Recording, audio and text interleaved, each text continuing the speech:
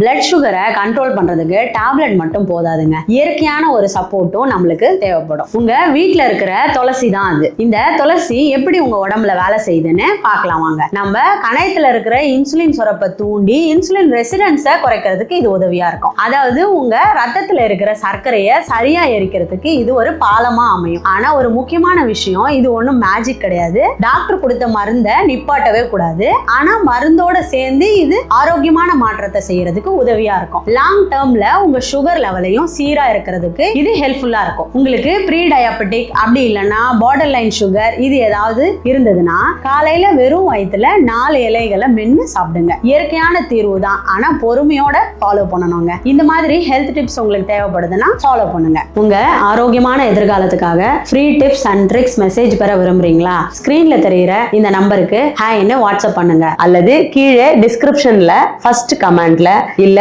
பயோல இருக்கிற லிங்கை கிளிக் பண்ணி எங்க சூப்பர் மாம் கம்யூனிட்டில சேர்ந்துக்கோங்க.